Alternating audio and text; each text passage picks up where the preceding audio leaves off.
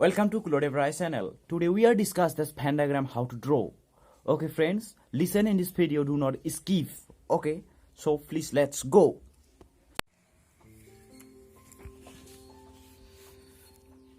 तो फ्रेंड्स, आज हम लोग वेन डायग्राम को पूरा क्लियरली आप लोगों को समझा देंगे कि ये सबसे पहले हम लोगों को इसमें देखना पड़ेगा कि जो टर्म्स है ये कौन सा टर्म है और ये कौन सा है, ये कौन सा है, ये कौन सा है, ये क्या है, ये क्या है, सब कुछ यहाँ पे लिखना पड़ेगा। ये है मेजर, इसका मतलब P, और ये है माइनर, इसका मतलब होता है S।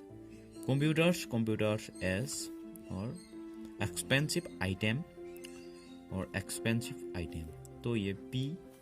यहाँ पे हेल्पफुल क्रिएशंस, ये प्रेमिसेस P प्रेजेंट है और कंक्लूजन पे नहीं है, तो ये क्या हो, मिडल।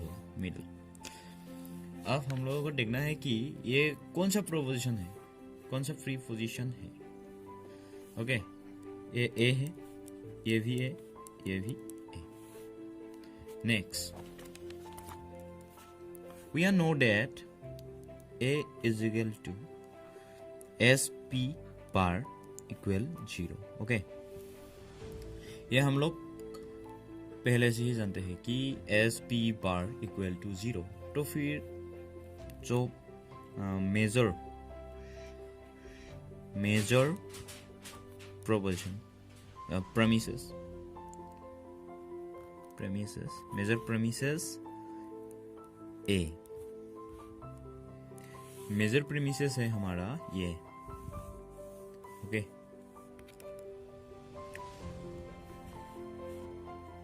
ए प्रोपोजिशन।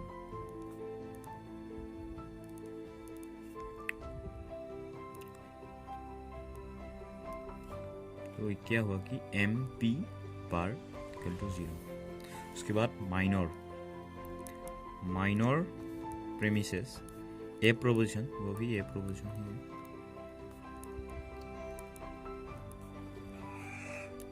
तो S और M, SM bar equal to 0। उसके बाद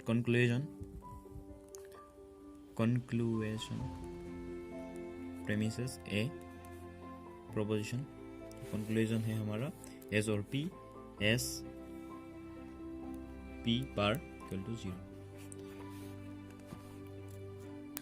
तो फ्रेंड्स, आप 3 सर्कल बनाना पड़ेगा। सर्कल कॉम्पास से ऐसे राउंड 3 गोला बनाओ, इसी तरह।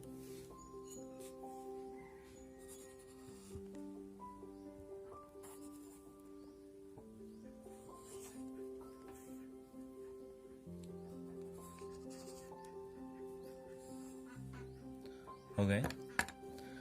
अब इस सर्कल का नाम S और इसका नाम P और इसका नाम M देना पड़ेगा। ओके, उसके बाद ये जो हर एक पार्ट है, 1 2 3 4 5 6 7, तो 1 2 3 4 5 6 7 पार्ट है।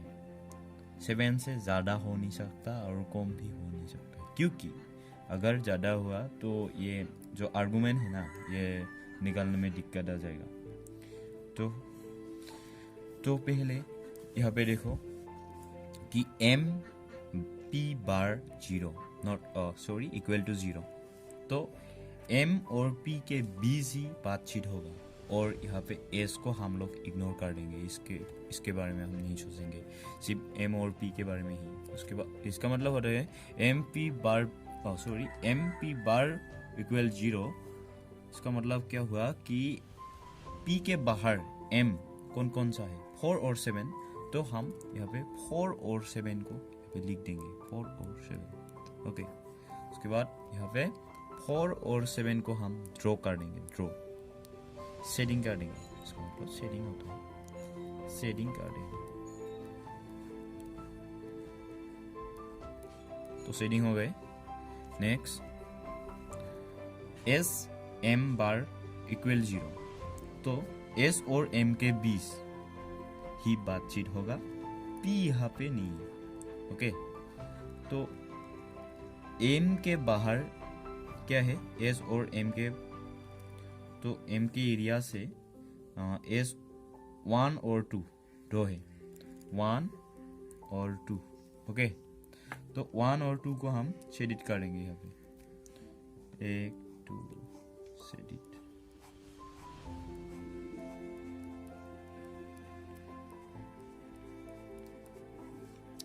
उसके बाद एस और पी, एस पी बार इक्वल 0, एस और पी, इसका मतलब हुआ कि 1 और 4। ओके, 1 और 4, तो 1 और 4। कंक्लूजन को हम लोगों को क्या है कि कंक्लूजन को ड्रॉ का शेडिंग करने की कोई ज़रूरत नहीं है, क्योंकि कंक्लूजन को सिर्फ देखना होता है ये शेडिंग हुआ या नहीं। तो यहाँ पे हम लोगों का ऑलरेडी शेडिंग हो गया है 1 और 4। तो in this argument is valid, तो argument is valid, therefore the argument is valid। Okay friends, तो वेन डायग्राम ऐसे ही सॉल्व करता है, हर आर्गुमेंट का ऐसा डायग्राम बना के उसका जो नंबर निकाल के ऐसे ही काटे हैं। और नेक्स्ट और एक एग्जांपल दिखाएंगे कैसे काटे हैं। तो ये आज के लिए इतना ही।